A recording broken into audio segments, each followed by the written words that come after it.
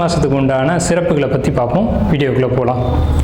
மாசி மாதம் அப்படிங்கிறது சூரியனுடைய சஞ்சாரத்தின் அடிப்படையில் 11வது மாதமாக நம்மளுடைய முன்னோர்கள் அதை எடுத்து வச்சுருக்காங்க. மாசி அப்படிங்கிற மாதம் 11வது மாதம் அப்படின்னு எடுத்து வச்சுருக்காங்க. இது ஏன் அப்படின்னு கேட்டிங்கன்னா, இந்த மாதம் ஒரு புனித நீராடுறதுக்கும், முன்னோர்களுக்கு திதி தர்ப்பணங்களை கொடுக்கறதுக்கும், மந்திர உபதேசங்களை பெறுறதுக்கும், அதே மாதிரி பார்த்துக்கிட்டிங்கன்னா புதிய கலைகளை கற்றுக்கொள்வதற்கும் இந்த மாதம் ரொம்ப ஏற்புடைய ஒரு மாதமாக சாஸ்திரத்தில் சொல்லப்பட்டிருக்கு. குறிப்பாக பெண்கள் இந்த மாதத்தில் விரதம் இருந்து பூஜைகளை ஏற்படுத்திக்கிட்டாங்க அப்படின்னா அது அவங்களுக்கு தாலி பாக்கியத்தை மாங்கல்யம்னு சொல்கிறோம் இல்லைங்களா, அந்த மாங்கல்ய பாக்கியத்தை அதிகப்படுத்தி கொடுக்குது. தாலி பாக்கியம் தான் ஒரு பெண்ணுக்கு ரொம்ப அவசியமான ஒரு விஷயம்.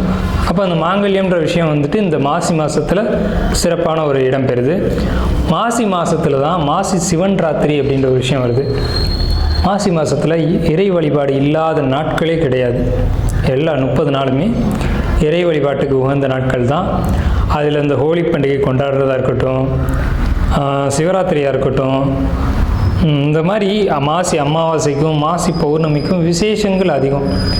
இதில் திருமால் மகாவிஷ்ணுவா அவதாரம் எடுத்த ஒரு மாதம் திருமால் மகாவிஷ்ணுவா அவதாரம் எடுத்த மாதம் மாசி மாதம்தான். இந்த மாசி அமாவாசைக்கும் மாசி பௌர்ணமிக்கும் விசேஷங்கள் அதிகம். மாசி மாதம் வரக்கூடிய மக நட்சத்திரம் தான் மகாமகம் அப்படின்னு நம்மளுடைய சாஸ்திரம் விசேஷமாக அந்த ஒரு 12 வருஷத்துக்கு ஒரு முறை புனித நீராடல் அப்படின்ற ஒரு விஷயத்தை நம்ம மேலே சொன்னோம் இல்லைங்களா, அந்த விஷயத்தை கொண்டு வராங்க. இதில் தாக்ஷாயினி அப்படின்ற அவதாரத்தில் பார்வதி தாயார் அவதரித்த மாதம் இது.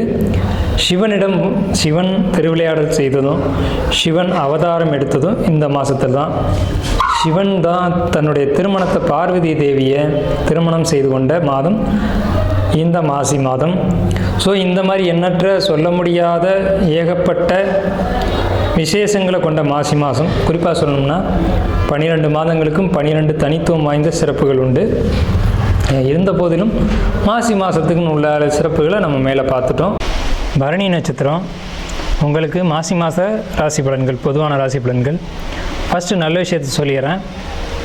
பண வரவு அதிகரிக்கும். தொழில் அதிபர்களாக இருந்தீங்கன்னா அற்புதமான காலகட்டம். சேமிப்பு அதிகரிக்கும். குடும்பத்தில் சுபகாரியம் நடக்கும். மேல் அதிகாரிகளோட, அதாவது வேலை செய்கிறீங்க, வேலைக்கு போகிறீங்கன்னா மேல் அதிகாரியிடம் உங்களுக்கு பாராட்டும், அதே மாதிரி அவங்களுக்கு ஈக்குவலாக உங்களுக்கு சேர் போட்டு பேசக்கூடிய ஒரு சூழ்நிலைகளும் உங்களுக்கு கிடைக்கும். அந்தளவுக்கு உங்களுடைய ஒர்க் அங்கே அங்கீகரிக்கப்படும். குடும்பத்தில் சுபகாரியம் நிச்சயமாக நடக்கும் பரணி நட்சத்திரக்காரங்களுக்கு. அதே மாதிரி குடும்பத்துக்குள்ளே ஒரு ஒற்றுமை, மகிழ்ச்சி இதெல்லாம் இருக்கும். உடல் ரீதியில் நம்ம பார்க்கும்போது தலை சுற்றல், உடல் சூடு, இந்த மாதிரியான ஒரு வெப்பம் சார்ந்தப்பட்ட பிரச்சனைகள், பித்தம் சம்பந்தப்பட்ட பிரச்சனைகள் இதெல்லாம் ஏற்படுறதுக்கான ஒரு வாய்ப்பு இந்த பரணி நட்சத்திரத்துக்கு இந்த மாசி மாதத்தில் இருக்குது. முக்கியமாக கடின உழைப்புக்கு உங்களுக்கு அங்கீகாரம் கிடைக்கும். கடினமாக உழைங்க. இந்த மாசி மாதம் அப்படிங்கிறது உங்களுக்கு ஒரு நல்ல மாதமாக தான் இருக்குது. குறிப்பாக யோகா, உடற்பயிற்சி அப்படிங்கிறது ரொம்ப அத்தியாவசியமான ஒரு விஷயமா உங்களுக்கு இந்த மாசி மாதத்தில் இருக்குது. மாசி மாதத்தில் உங்களுக்கு பண வரவு அப்படிங்கிறத பொறுத்த வரைக்கும் அதிகமாக இருந்தாலும் கூட உங்களுக்கு சேமிப்பு அப்படிங்கிறது தேவைப்படுது. ஏன்னா வரவுக்கு மீறிய செலவுகள் அப்படிங்கிற ஒரு கான்செப்டும் உங்களுக்கு இந்த மாசி மாதத்தில் பரணி நட்சத்திரத்துக்கு உண்டு. பரணி நட்சத்திரம் கொஞ்சம் பார்த்து செலவு பண்ணுங்கள். இதுதான் நம்மளோட அட்வைஸ்.